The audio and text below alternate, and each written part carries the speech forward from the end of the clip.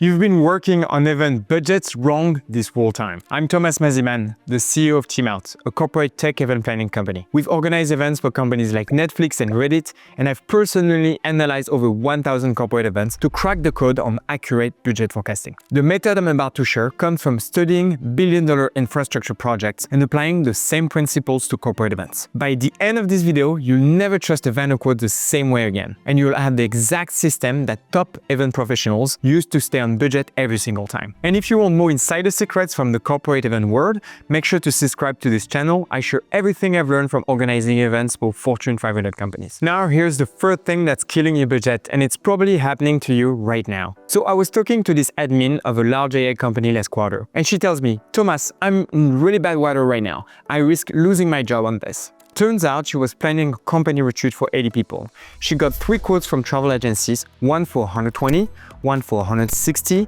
and one agency quoted her for 90K. Obviously, she went with the 90K quotes because she thought she could save her company 30K by choosing this vendor. But this is not what happened. 2 weeks before the event, the travel agency called her up. By the way, the venue has a food and beverage minimum that was not included in the initial proposal. That's an additional 15K. Then the AV equipment was not included, another 22K. Then the transportation cost that somehow wasn't included in the first proposal, another 18K. By the time the event happened, that 90K quotes became 170. She was now 10K over the highest original quotes. And you know what's the worst part in all of this?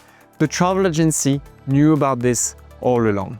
They gave her a lowball offer just to win the deal because they knew if they quoted the real price of 170 upfront, she would never choose them. This is not the fault of these companies, right? Because if one company is saying things will cost small, then the customer will not decide to work with them. So everyone gives lowball offers based on best case scenarios. So the first rule of accurate budget forecasting is this: never use vendor quotes as your starting points. They are designed to win deals, not to give you real numbers. But there is an even bigger problem with how people forecast budgets, and that's even worse than vendor traps. The second thing that's destroying budgets is this method that most people use, and it fails almost every single time. So most people do this. They list all expenses, hotels, food, transport, activities, add them up using best case scenarios, then throw a 20% buffer.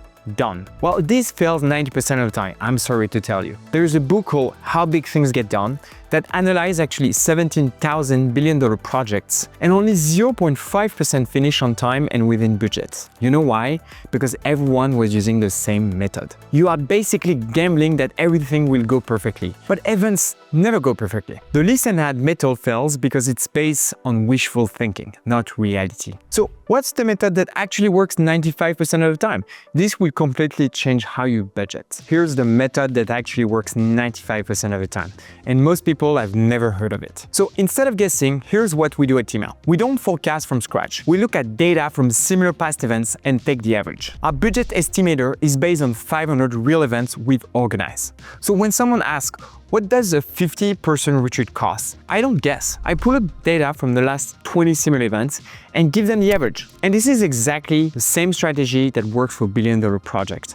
Don't estimate, use historical data and adjust from there. Historical data beats guesswork every single time because it's based on what actually happened, not what you hope will happen. But even with good data, there are 4 hidden factors that can make or break your budget. These 4 factors determine whether you're above or below average spend, and most people completely ignore them. Okay, factor 1, your event mission. Team bonding costs way less than trying to inspire your team with a 5-star resort or celebrity speaker. Factor 2, execution level. Buffet dinner versus plated meals. Basic projector versus full stage production. Factor 3, location. San Diego costs 50% more than somewhere like Fayetteville for the exact same event. Factor 4, property type. Luxury resort versus economical hotel.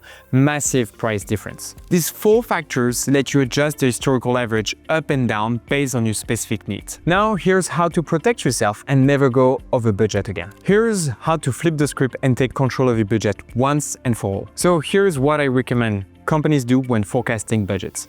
Do your own forecast first, using historical data before you talk to any vendors. Use tools like budget estimators that are based on real events and get your numbers. Then you can go to vendors and say, we have X budget, we need to stay within these parameters. You will control the conversation instead of them controlling you. And here is the key, get everything in writing with firm price commitments, no surprises, no we forgot to mention calls 2 weeks before the event, and also clear scope of work. This is pretty much how we have organized over the last 1,000 corporate events without going in budget, at least most of the time. When you forecast first and set the budget parameters, you become the 0.5% we finish on time and within budget. So that's exactly how you join those 0.5% who never go over budget and avoid the vendor traps that destroy most event budgets. Well, if you found this helpful, make sure to hit that subscribe button because I share insider secrets from organizing events for Fortune 500 companies almost every single week. But everything I just shared is completely useless if you don't know how to pick the right venue in the first place. Because even with the perfect budget forecasting, choosing the wrong venue can blow your budget by 50% or more. So click this video right here where I reveal the exact venue selection process that saves companies 30% on their event costs. I'll see you in the next video.